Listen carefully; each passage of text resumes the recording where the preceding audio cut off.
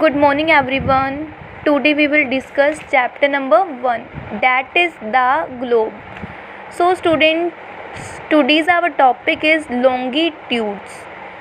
Longitudes are imaginary lines that run from the north pole to the south pole. अब देखो जो longitude होता है उस पर भी imaginary lines होती है, वो देखो नॉर्थ पोल से साउथ पोल की ओर क्या करती है, रन करती है. Okay, these lines are not parallel to each other. बेटा ये जो लाइन्स होती है ना, ये जो है इमेजिनरी लाइन्स होती है जो कि नॉर्थ पोल से साउथ पोल की ओर रन करती है. जो ये लाइन्स होती है वो पैरेलल नहीं होती है. These lines are also called the meridians of longitude.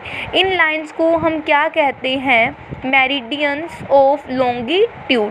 Okay, the meridian that passes through Greenwich in London is called the prime meridian. अब देखो यहाँ तक आपको बात समझनी है. मैंने अभी आपको बताया कि जो यहाँ पे लॉन्गिट्यूड में इमेजिनरी लाइंस होती है वो जो है नॉर्थ पोल से साउथ पोल की ओर रन करती है, और जो ये लाइंस है वो नॉट पैरेलल होती है, मतलब पैरेलल नहीं होती है. और इन लाइंस को हम क्या कहते हैं, मेरिडियंस ऑफ लॉन्गिट्यूड.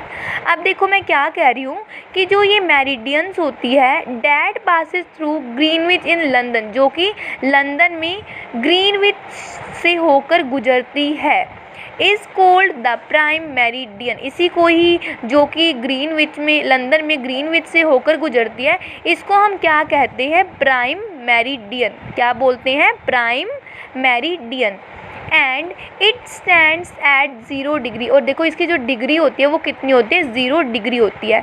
अब देखो मैं क्या बोल रही हूँ, the prime meridian divides the earth into the eastern hemisphere and the western hemisphere. अब देखो मैं क्या कह रही हूँ कि जो प्राइम मेरिडियंस है वो जो अर्थ को डिवाइड करती है, किस में डिवाइड करती है, ईस्टर्न हेमिस्फीयर में और वेस्टर्न हेमिस्फीयर में. अब बच्चों आपको एक बात और ध्यान रखनी है, जैसे कि हम लॉन्गिट्यूड की बात कर रहे हैं तो जो प्राइम मेरिडियन होती है वो अर्थ को 2 इक्वल हाफ में डिस्ट्रीब्यूट कर देती है, ईस्टर्न हेमिस्फीयर में एंड वेस्टर्न हेमिस्फीयर में. और अगर हम लैटिट्यूड्स की बात करते हैं तो उसमें भी एक इमेजिनरी लाइन होती है जिसको हम क्या कहते हैं, इक्वेटर कहते हैं. वो भी अर्थ को 2 इक्वल हाफ में डिस्ट्रीब्यूट कर देती है. ऊपर वाला जो पार्ट होता है उसको हम क्या कहते हैं, नदर्न हेमिस्फीयर, और जो नीचे वाला पार्ट होता है उसको हम क्या कहते हैं, सदर्न हेमिस्फीयर. लॉन्गिट्यूड में जो अर्थ को डिवाइड करती है 2 इक्वल हाफ्स में, उसको क्या कहते हैं, प्राइम मेरिडियन. ठीक है, तो जो 2 पार्ट्स होते हैं वो कौन कौन से पार्ट होते हैं, eastern hemisphere and western hemisphere. Okay, the meridians located to the east of the prime meridian are indicated with E degree. अब देखो जो कह रहे हैं कि ना जो प्राइम मेरिडियन के ईस्ट वाली साइड्स में मेरिडियंस होती है, लाइंस होती है, उसको हम जो है E डिग्री से इंडिकेट करते हैं. And those located on the west of the prime meridian are indicated with W degree. अब देखो जो प्राइम मेरिडियन की वेस्ट वाली साइड में मेरिडियंस होती है, मीन्स की लाइंस होती हैं, उसको हम किससे इंडिकेट करते हैं, W degree. There are 360 meridians. अब देखो वो कह रहे हैं टोटल ना जो ये इमेजिनरी लाइंस है लॉन्गिट्यूड्स में, वो टोटल जो है वो 360 है, 360 मेरिडियंस है, ऑल ऑफ इक्वल लेंथ. और जो इनकी लेंथ है, लंबाई है, वो इक्वल है. 180 टू द ईस्ट, मतलब ईस्ट में 180 है, and 180 to the west, west में 180 ऑफ द प्राइम मेरिडियन. ठीक है, अब जो है do you no in 1884 an international conference decided that the prime meridian passes through the royal observatory Greenwich in south east London. देखो इन 1884, मतलब कि 1884 में इंटरनेशनल कॉन्फ्रेंस में ये डिसाइड किया गया था कि जो प्राइम मेरिडियन है वो साउथ ईस्ट लंदन में रॉयल ऑब्जर्वेटरी ग्रीनविच से होकर गुजरती है.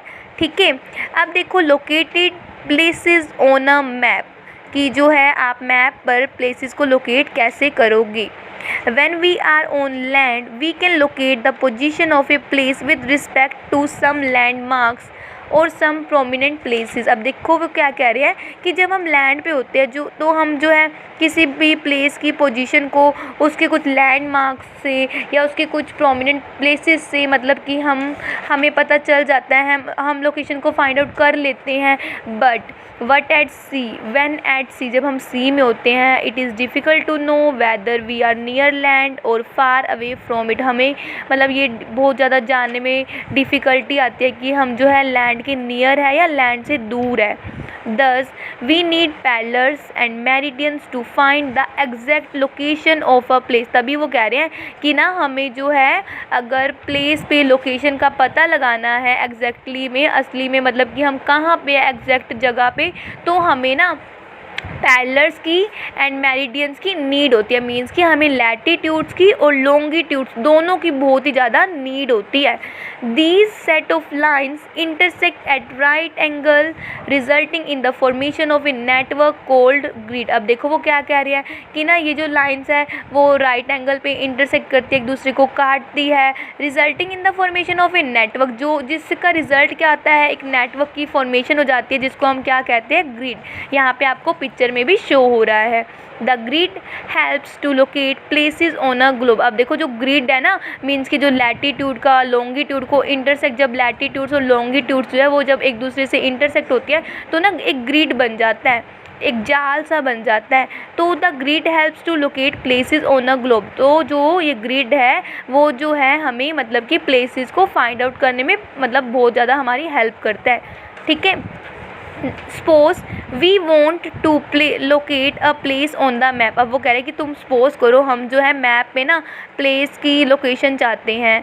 We must know its parallels and meridians. तो हमें ना मतलब सबसे पहले क्या जानना पड़ेगा, पैरेलल्स एंड मेरिडियंस मीन्स कि latitudes and longitudes. The point at which these two lines cross each other will be the location of that place. अब देखो इन्होंने हमें क्या बोला है कि ना the point at which these two lines cross each other, मतलब ना हमें उन पॉइंट्स की हम ना क्या करेंगे, the points at which these two lines, हमने वो पॉइंट चाहिए जिसमें ना जो ये दोनों लाइन्स हैं, लैटिट्यूड की लाइन है और जो लॉन्गिट्यूड की लाइन है, जब एक दूसरे को काटती है और एक जो है बीच में एक जो बिंदु सा बन जाता है, मतलब इंटरसेक्टिंग पॉइंट बन जाता है, वही जो है हमारी क्या हो जाती है, लोकेशन हो जाती है।